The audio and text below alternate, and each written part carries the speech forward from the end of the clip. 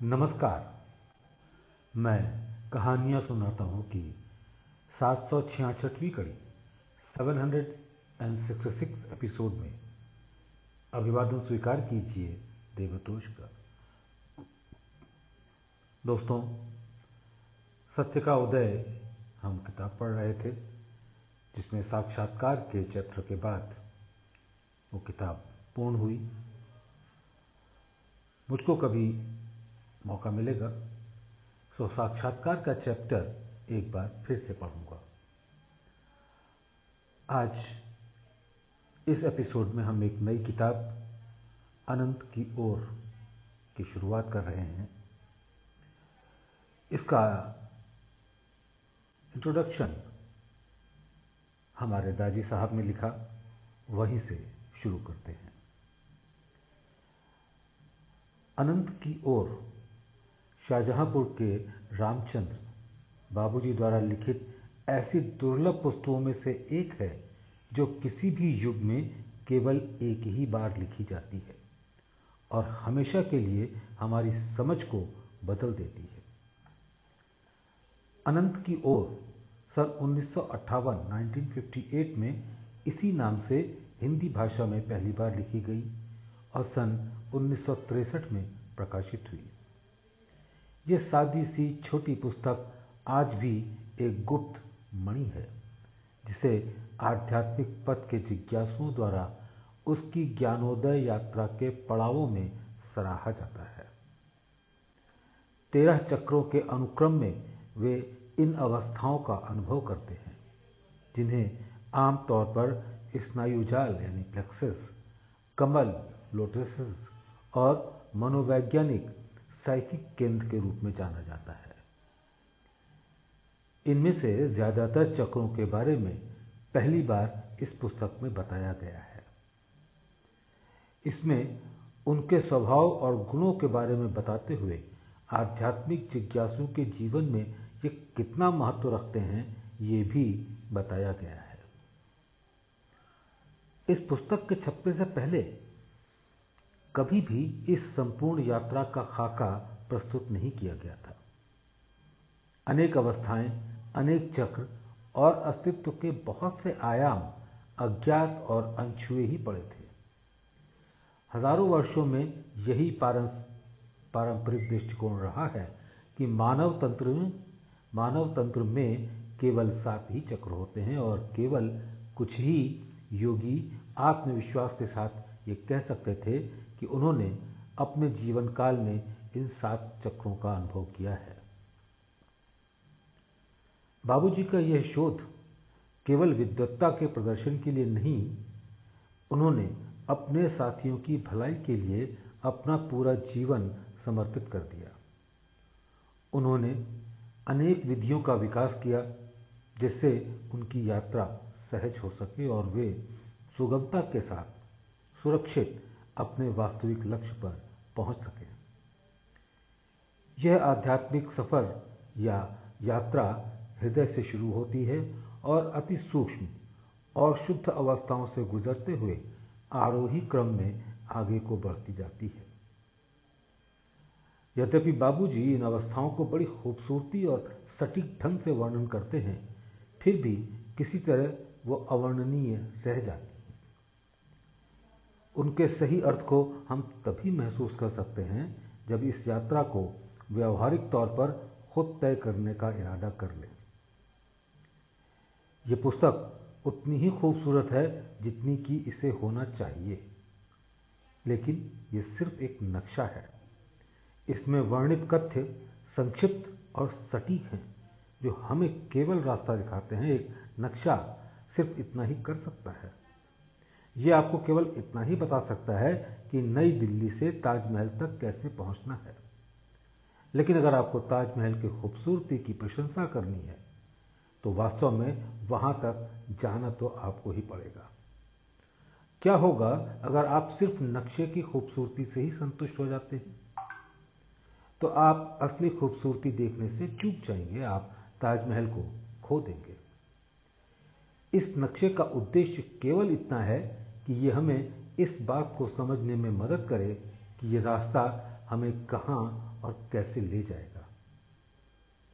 इसके विपरीत हम इस पुस्तक के बिना भी इस रास्ते पर चल सकते हैं, इसे एक नक्शे की तरह अपने साथ रखते हुए, ताकि समय समय पर इसे देखकर इस बात की तस्दीक कर सकें कि हां, मैं सही दिशा में बढ़ रहा हूं। ज्ञान और जानकारी एक ही चीज नहीं होती है। किसी भी पुस्तक में ज्ञान को समेटा नहीं जा सकता। पुस्तक में ज्ञान के बारे में केवल जानकारी एकत्रित की जा सकती है। अनंत की ओर के आमुख में बाबूजी खुद लिखते हैं कि ये पुस्तक इस मकसद से लिखी गई है कि लोगों को ये पता चल सके कि ज्ञान वास्तव में क्या है। साथ ही विभिन्न स्तरों पर लोगों की पहुंच के हिसाब से वहां होने वाले अनुभवों से उन्हें परिचित कराया जा सके। यहां बाबूजी क्या कहना चाहते हैं? वे कहना चाहते हैं कि सच्चा ज्ञान अनुभवजन्य होता है। ये उन अनुभवों और विशिष्ट दृष्टिकोणों का परिणाम होता है जिन्हें हम उत्तरोत्तर अवस्थाओं और चक्रों पर पहुंचकर हासिल करते हैं। हम पढ़कर उन अवस्थाओं और चक्रों के बारे में जानकारी हासिल कर सकते हैं और जो आगे आने वाले हैं, लेकिन हमें उनका ज्ञान तब तक नहीं होता जब तक हम उन पर पहुंच नहीं जाते। सच्चा ज्ञान हमारी वर्तमान हालत को बयान करता है, हमें उससे आगे नहीं निकाल सकता। इस यात्रा के दौरान जब हम अपनी उस अवस्था को पार करते हैं जिसमें हम वर्तमान में हैं, तो हमारे आगे बढ़ने पर यह भी बढ़ता है। अब हम उस सीमा तक प्रबुद्ध हैं, ज्ञानी हैं। इसलिए ज्ञान प्राप्ति एक पूर्ण अवस्था नहीं है, ये लक्ष्य ना होकर केवल एक प्रक्रिया है। अनंत की ओर में हमें बाबूजी हमारे अनुभवों की पुनरावृत्ति के स्वभाव को भी समझाते हैं। अनंत की ओर में बाबूजी हमारे अनुभवों की पुनरावृत्ति के स्वभाव को भी समझाते हैं। प्रत्येक चक्र में हम एक ही प्रकार के अनुभवों की प्रक्रिया से होकर गुजरते हैं, जो हमें उस स्तर का ज्ञान प्राप्त कराता है। शुरुआत में एक नए चक्र में प्रवेश करने पर हम किसी अपरिचित अवस्था का अनुभव करते हैं जो हमें बेचैन कर देती है। ठीक वैसे ही जैसे एक नए घर में बसने में समय लगता है। अपनी इस नई आध्यात्मिक अवस्था में स्थिरता प्राप्त करने के लिए अनुकूलन का एक दौर जरूरी होता है। धीरे धीरे हम इससे परिचित होते जाते हैं और इसका मजा भी लेने लगते हैं। अंत में हम उस दशा में लय हो जाते हैं जो उस चक्र पर मौजूद है।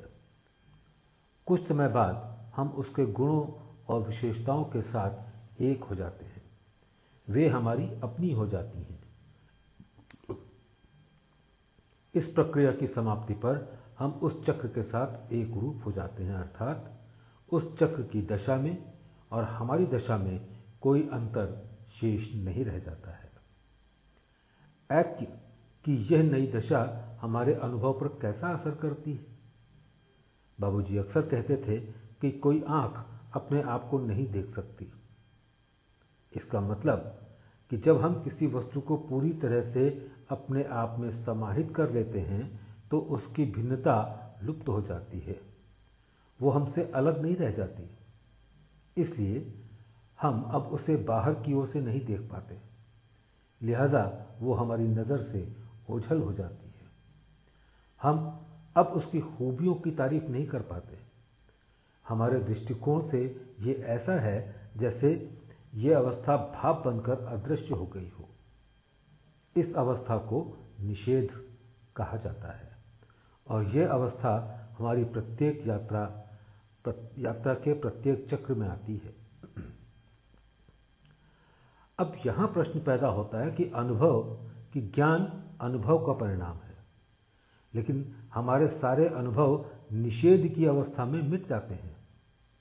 ऐसी दशा में इस प्रक्रिया में आखिर हम किस प्रकार ज्ञान अर्जित करते हैं?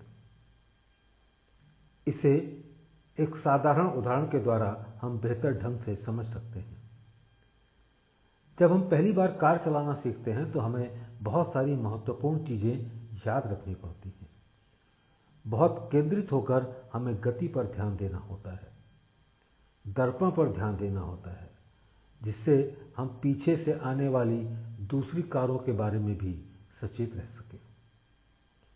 ऐसी भी बहुत सारी चीजें याद रखनी होती हैं। हर क्षण हमारा दिमाग काम कर रहा होता है, लेकिन समय के साथ कार चलाना हमारे स्वभाव में आ जाता है।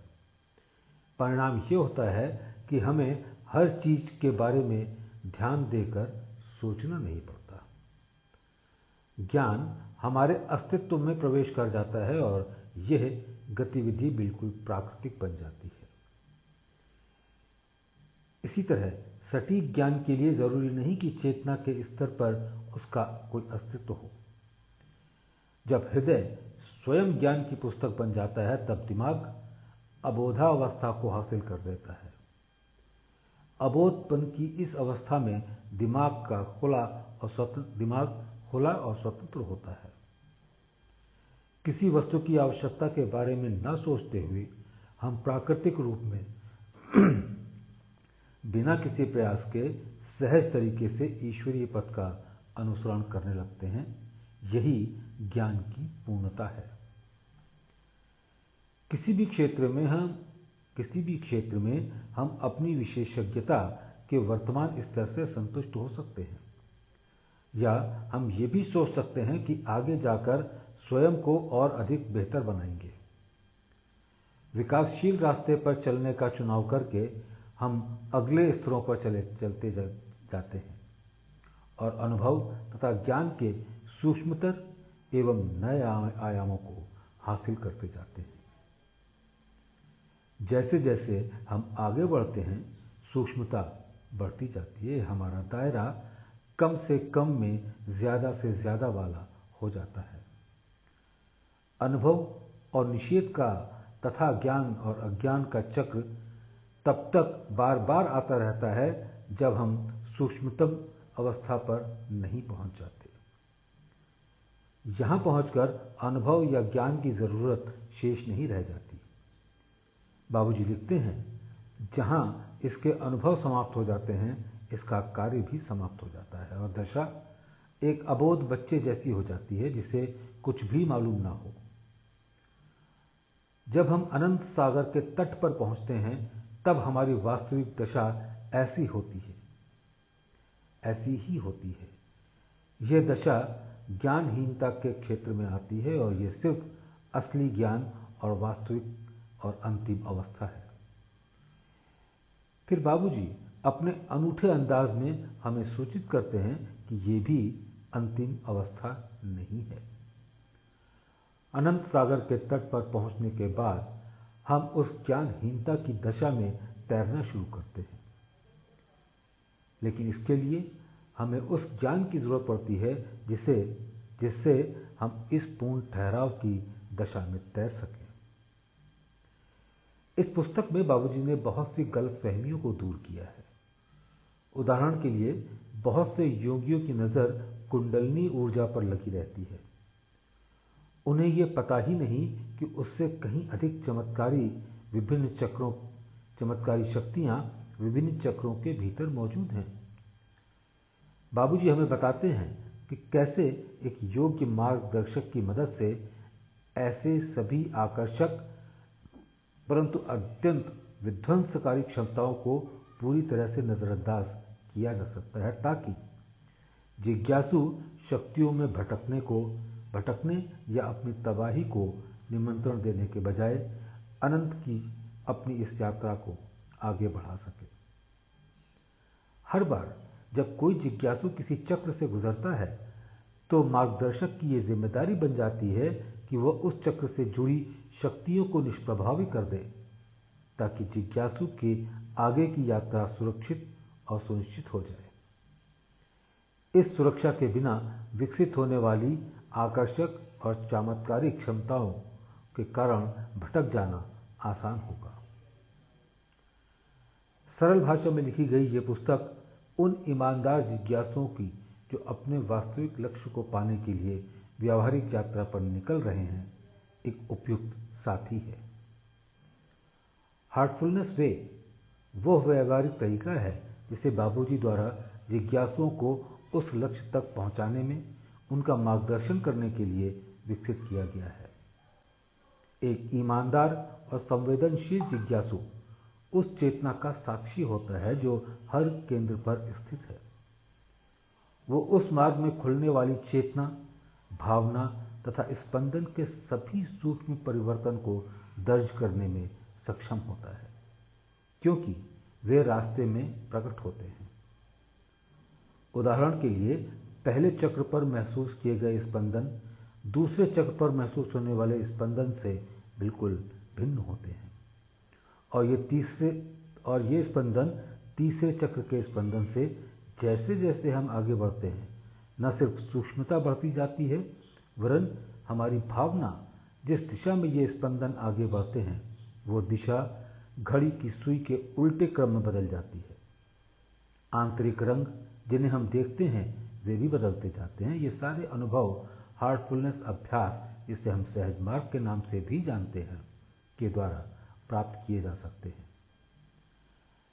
मैं आप सबको प्रोत्साहित करता हूं कि आप अपने ऊपर कार्य करके खुद इन अवस्थाओं के लिए तैयार करें, न केवल अगले स्तर पर या चक्र पर आगे बढ़ने के लिए, वरन स्वयं को उस परम अवस्था के लिए तैयार करने और योग्य बनाने के लिए भी बेचैन रहें। यह समझ लें कि प्रगति आपके हाथ में नहीं है, यह एक उपहार है। इस प्रक्रिया में हमारी भूमिका क्या है? केवल इतनी है कि हम खूब अभ्यास करें ताकि उस प्रगति को हासिल करने के योग्य बन सकें।